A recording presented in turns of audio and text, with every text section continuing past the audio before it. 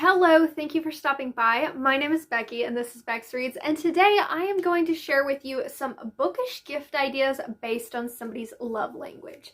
It is the month of Valentine's Day, but honestly, you can use these suggestions at any time during the year for any gift giving reason. And these suggestions are not just limited to people in romantic situations. You give gifts to your parents, your siblings, your friends, your coworkers, etc. So I'm not somebody who has delved, nor do I put a lot of stock in love languages. Whether you believe them or not, this is just the 5 most common love languages that a little Google search has provided. We are going to talk about acts of service, gift receiving, quality time, words of affirmation, and physical touch. For the purpose of this video, let's pretend that we are in Divergent or The Hunger Games or Harry Potter or something. You're going to be classified into one of these love languages, and that is where you are stuck for the rest of your life. Somebody written a dystopian about this. There's an idea. So a love language is basically how you like to show and receive your love, because love can be expressed through many different avenues other than just saying I love you. And keep in mind, when giving a gift, it is important to know the recipient's love language. How do they appreciate being shown that they're loved? This isn't about you as the giver. I myself fall into that category of someone who shows my love differently than how I like to be shown love.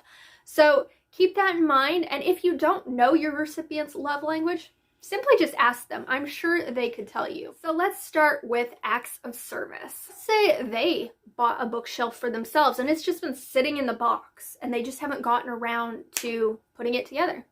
Put it together for them. Clean their existing bookshelves. And this is a chore that most book lovers don't love to do. It is a time-consuming endeavor to take all our books off the shelf, clean them, and then put them all back the way we got. Now, some book nerds might not appreciate this if you just take books off their shelves and clean it and put them back any which way.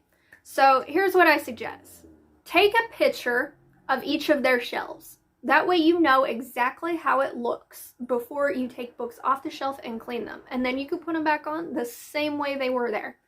Or ask the person, would you like your bookshelves cleaned? And do you care how I put your books back? A lot of book lovers also have huge unhaul piles. I'm not gonna lie, I'm staring at one right now. And we often don't get around to doing anything with those books. So another great act of service would be getting rid of those books for us.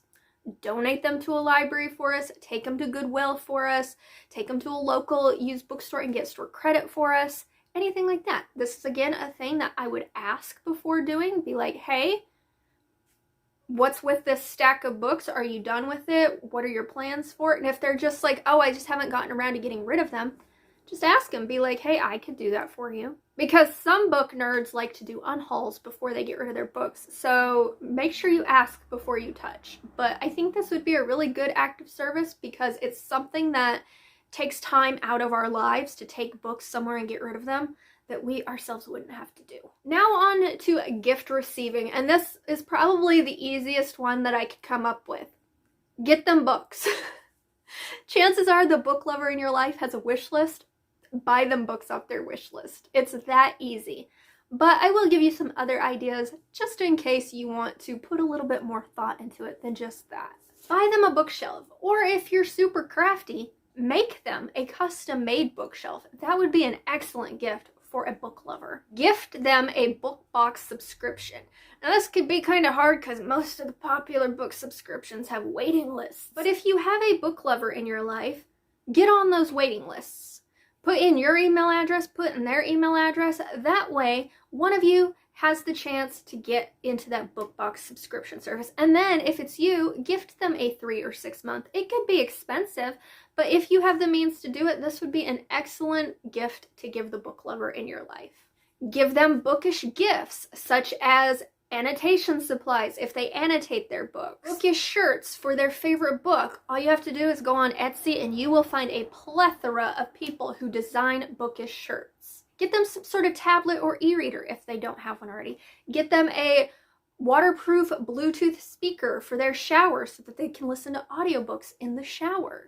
Get to know the person that you're giving these gifts to, find out what their favorite book is, and then just do a Google search of custom bookish gifts. Give them downtime to read and enjoy their books. This is for the people who maybe work 9 to 5 or more, who have kids, who have other responsibilities, and they just can't find that time to relax and enjoy a book. Take the kids and leave them alone for a good half a day so that they can enjoy reading that book. Create a luxury bath environment with some bath bombs and some candles and allow them to read in peace. Let's move on to quality time. This is my preferred love language. I feel most loved when people love to spend time with me. Really easy one is just sit in the same room with them and read a book.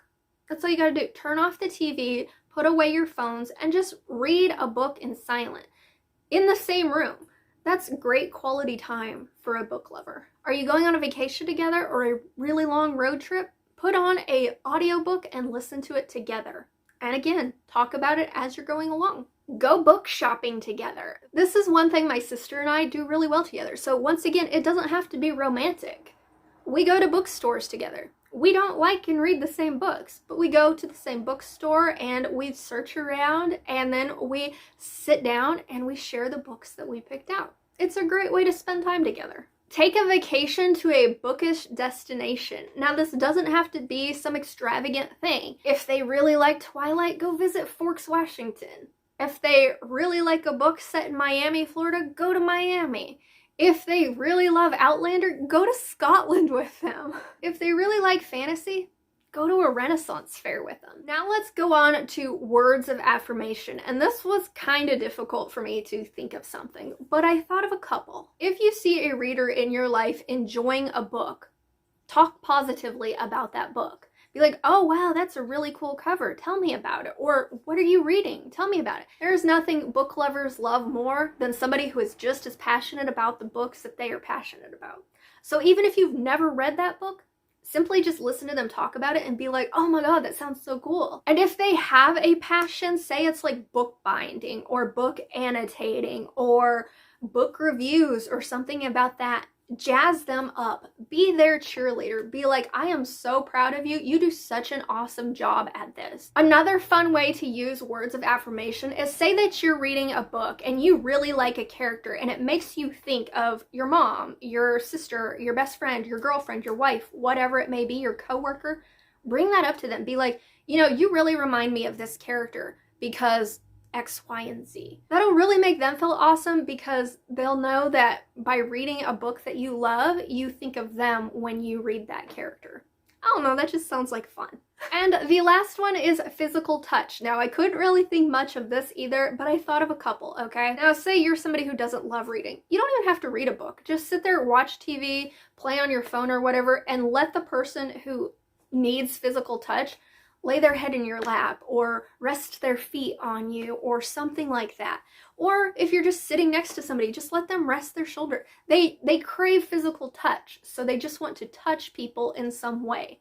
That sounds weird.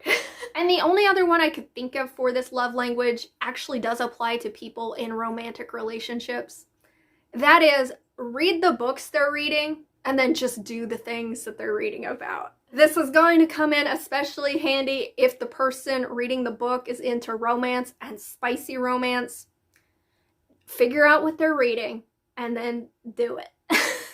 Physical touch, baby. Physical touch. That could also be for quality time too. Throw in a good girl and you have words of affirmation as well. So those were the bookish gift suggestions I had based on love languages.